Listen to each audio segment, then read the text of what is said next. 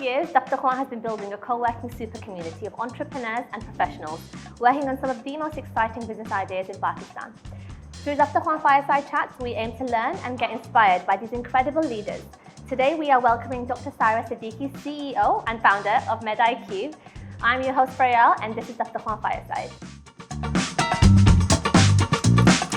Dr. Saira is passionately working to transform the healthcare delivery system in Pakistan through healthcare financing and use of technology.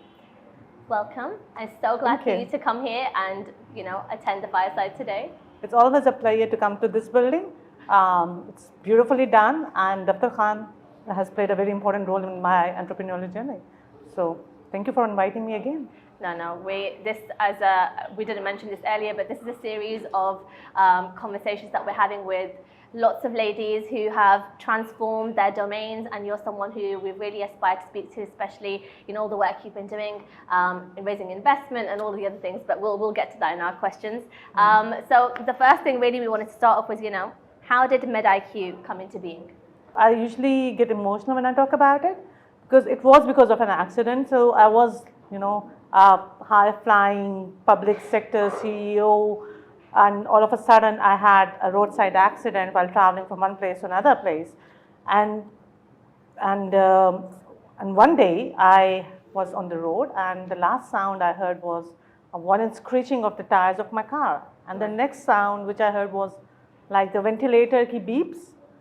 And I tried to, I saw my husband, my kids, my family calling out my name, and I tried to reach out to them and try to hold them, and I couldn't even move my hand. So I was actually paralyzed neck down. Wow.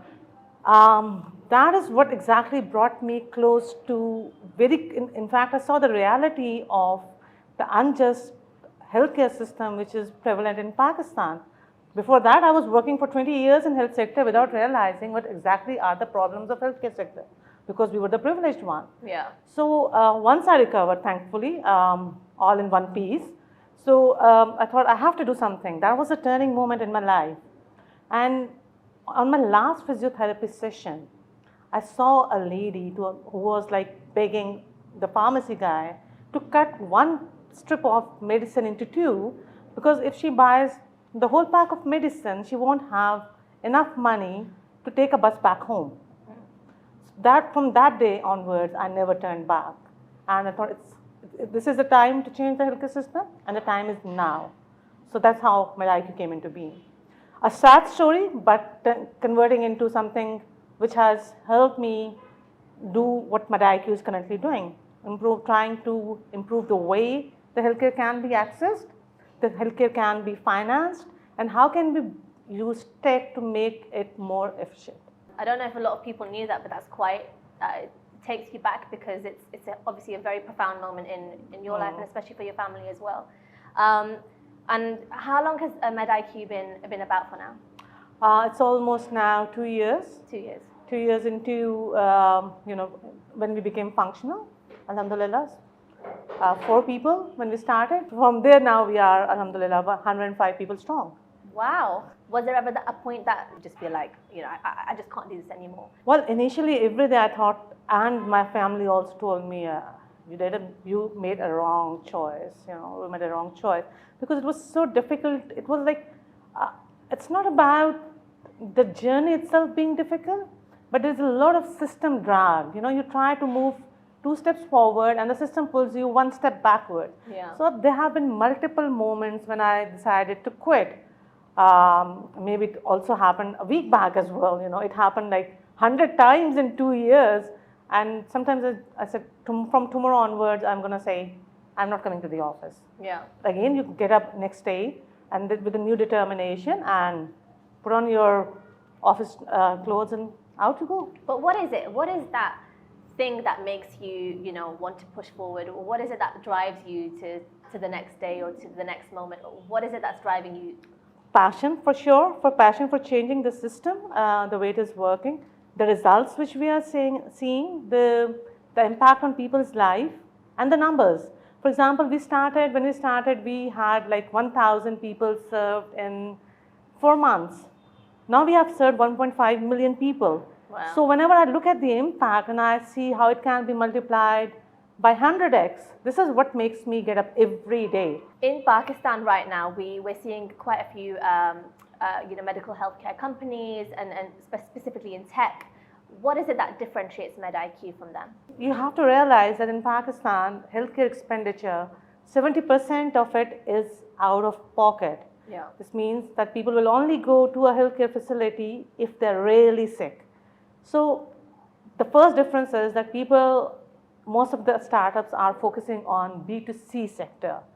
While I, being a doctor and coming from the insurance sector, I knew that the first place to start from is actually B2B to C, where people are already covered, but they're not getting the quality of the service which they should be getting.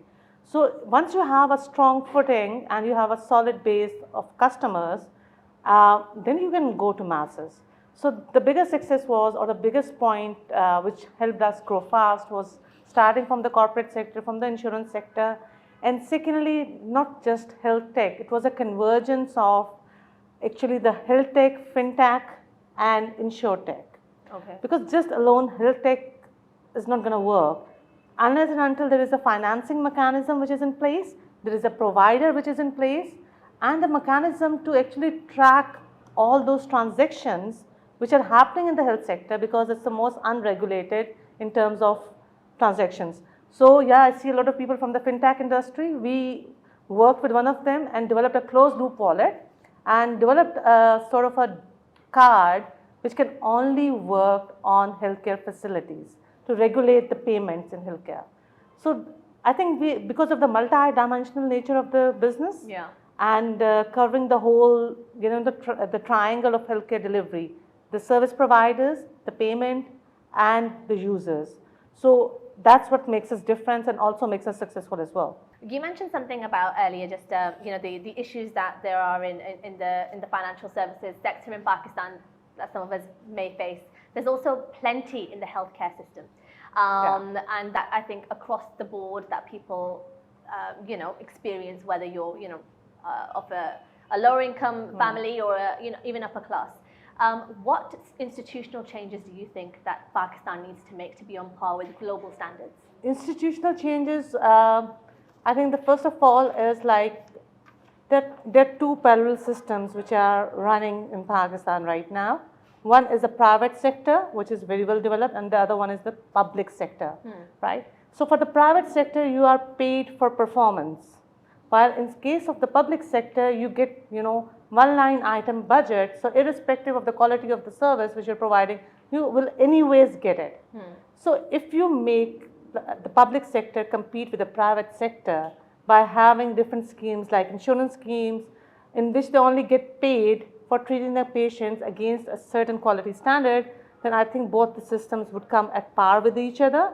And once the competition is there, because competition improves quality, it gives you choice, it improves the performance, then the whole healthcare system is going to change. So one of the biggest institutional change or the reform I would recommend would be how the healthcare is financed. How are the payments being made in healthcare system? It will, money makes the mayor go. So if the money comes with the performance, then it's going to change the system. Speaking of institutional changes, you were the first female founder in Pakistan to raise $1.8 million, which is a massive achievement. And I'm sure that must have been a battle on its own. Can you talk us through a bit about the process and how the experience was for you? Yeah, it still gives me shivers down my spine, because I remember it was November when we started raising funds, and I already had traction. I already spent about $500,000 from my own pocket. And I thought I have an investment ready product. So it will be so easy. I'll go out to the investors and they will, start showering with money. Yeah. Soon I realized that, no, it's not that easy, Being a female and then coming from a developing country where the ecosystem is not already developed, and thirdly, it's not a level playing field at all. It was a difficult journey. Why do you feel that way? It's a personal example, because if I tell you the numbers, I pitched to 166 investors before my first check of $200,000 came in. While for, apologies to the guys around, but on an average for men, it's around 52 to 55. So it's like twice or thrice the effort which I have to do. And I thought like, hey, I have all the ingredients. I have worked for 20 years. I have managed big institutions, I have dealt with huge money. Like my last business, which I ran, it had a turnover of around 1 billion Pak rupees, managing a team of 500 people. And suddenly my management capacities are even being questioned. Yeah. There I go. And it's not only about the investors, it's also about, sometimes you are patient, but maybe the people around you are not patient, the family and all that, they feel really ignored. And you have to keep a balance between your personal life, professional life. So for sure, it's not an easy journey. But now that I have done it, and I have been through all that grit, I guess hopefully it gets better, but I've heard it never gets better. Oh man, I hope that's not the case. Because I mean, there's so many institutions that are willing to support women. Like we spoke about, We Raise. There's Standard Chartered who try and help female founders, especially and especially in the developing world that we're in. Do you think that there's more to be done right now from an investment landscape for female founders? Is enough being done? Because you obviously had a very difficult experience having to work 3 times as harder to get where you wanted to be. I have been a part of Standard Chartered cohort. I was a part of We Raise program. For sure, I always said there's a difference between investment ready and investment worthy. So my product initially was investment worthy, but maybe it wasn't investment ready. So these institutions made me investment ready. But in the end, it's you who has to be on the driving seat. You have to drive the whole process. So the problem with these institutions is this, that they make you ready for an investor, but the investment journey has to be done by you. And no one can help you in that. Yeah. And secondly, what I have found now that they prepare you for early stage funding, like pre-seed and all that, but there are subsequent rounds as well. Yeah. So I don't think that there is enough capacity, or maybe people haven't thought about it, that once you go for this next round and the rounds become more and more tough, how do you get trained for it? Because it definitely requires a lot of training as well, and hands-on and hand-holding. Yeah. So that is what is missing. Do you think that being this solo female founder versus if you have a couple of founders in your team makes a difference, or has that never been an issue for you? Well, I think there is no one size fit all. Some people say that being a solo founder, you have to work more and all this, and if someone was there to share your burden, it would have been easier. But I think if it's about the people who are helping you or the helping hands around you. I was very lucky to have my C-level management team in place who were my helping hands. So they were always there to help me. I just, we sit together, we work like a team. They're like co-founders for me. So it's all about the people who are like-minded and who have the same vision as yours. So great that team and everyone's been there to support you. If we were to look at the other side of things, of the challenges you face as a female founder, could you talk about some of them? Like, what were they and how did you overcome them? Being an entrepreneur itself is a very difficult task, and being a woman entrepreneur is twice as difficult. I think most of the problems which I faced were social, because you can develop your skills, capacities, you can have team members and everything. But one thing which I saw was, and I felt discriminated as well, was that for many of the male founders, they usually hang out after dinner, over smoke, they have the C break, vitamin C break, I always call them. So vitamin C break, I can't have vitamin C break because I'm allergic to smoke and all this. And then they hang over drinks and all this. And the investors want you to unwind in front of them and really see how would you be like when you're slightly drunk and all that sort of stuff. Yeah. So it becomes difficult for a lady to do this. Yeah. So there which I felt disadvantage, that I think still there is a bias. Women, because they can't get along very well in that sort of social environment. So it does have an impact on the other issues as well. And in terms of, you've obviously seen such highs in your career. I would never, I mean, looking at how well and how beautifully you've been able to channel this all through, even with that tragic experience, which you beautifully, turned into helping so many others. What does success now mean to you? So success is a very subjective word, as they say, beauty is in the eye of the beholder. So success is in the eye of the beholder itself. For me, success is as long as I keep on achieving what I have planned to achieve, and I'm moving in the right direction, is success for me. Because there is no ultimate success. You always set up some milestones, you achieve them, you are happy for the time being, and person like us, मैं तो बेचैन रूह हूँ, they always say that. So for a बेचैन रूह like me, there is always a next thing, always a next thing, always a next thing. So once you have achieved one milestone, I call it success. So that milestone keeps changing and moving, and it keeps becomes higher and higher and more difficult. It's like a cycle that doesn't seem to end. So on the flip side then, what does failure mean to you? Failure again is not something which defines you. Okay. Yeah? Because when we are growing and we are expanding, failure, and you are doing something, failure is bound to happen, because हरकत नहीं करोगे तो failure नहीं होगा. So when you are doing something, you are supposed to be failing in some of the work which you are doing. So, but if your failure makes you learn and make you learn something and make you do things in a better way, then it becomes a success.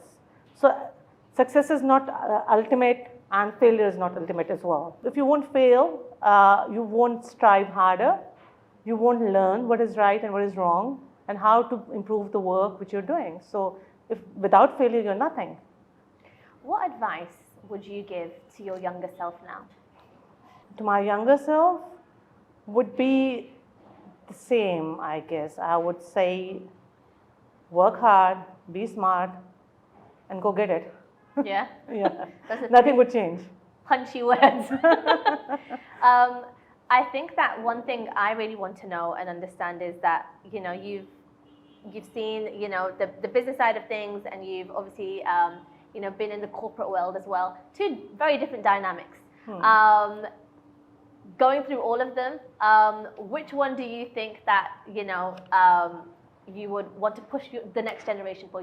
If you had to give advice to your daughters, or, to the C-suite that's in your business, do you want to instill that, entrepreneurship kind of fire in them as well? Or do you think, no, corporate is better?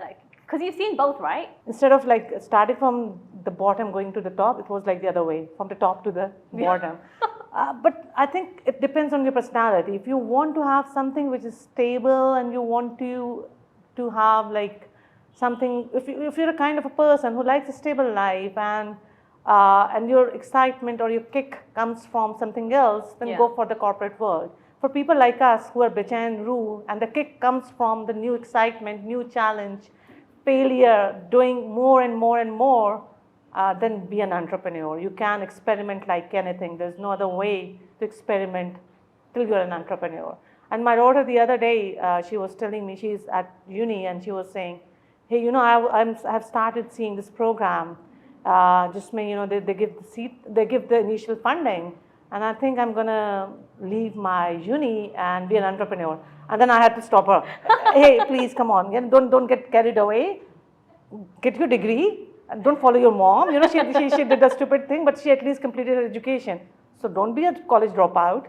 Relax. Yeah. I know it's very exciting, but get your degree first, get your education, and then do whatever you want to do. And this is my last question. It's something that I actually want to ask. Is that, as females, we, of course, have challenges, and so does everybody, of course, but since we're, speaking about women in particular, that we face professionally, personally, and that just comes with the ride, right? But for someone who's just starting out as an entrepreneur, what advice would you give them specifically, looking back now, balance it this way or that way? What would be your 2 cents to share with them? I would always, people think it's like being an entrepreneur is like something which is very sexy. I would say it's exciting. Yeah. Yeah, but it is very organized. You have to streamline your each and every bit. So don't think that just by developing something which is a solution, you will make your business succeed. So have your business plan ready, have your list of investors जिसको आपने pitch करना है ready, have your VDR ready.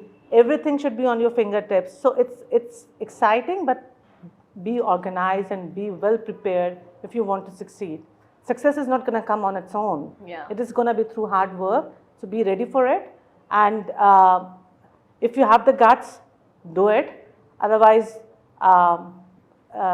better to go for the corporate world. Yeah. And on a personal front, you know, what advice would you give them? Because I know we spoke earlier when we were talking about, you know, so many females that struggle, you know, coming into the business side of things. They think, you know, our family life is going to suffer, or, you know, our mental health is going to suffer because it seems so excruciatingly hard. And clearly it is, you know, it's 3 times harder in that stat. You know, how would you advise them to kind of manage that side of things? Well, you know, there is a problem. There is always a struggle between ambition and your personal obligations in Pakistan. You know? Yeah. So the same struggle which I had, the struggle of being a perfect wife and a mother, and at the same time being a perfect working woman. But sometimes, you know, you have to learn to say no at both the places. You know, you don't have to be a perfect wife or the perfect bahu who makes the perfect round roti. They can live without having a round roti. Uska kona nikla hoga to koi farak nahi padega. Doesn't make any difference. And sometimes, you know, don't have that guilt in it, that mom guilt and being the wife guilt.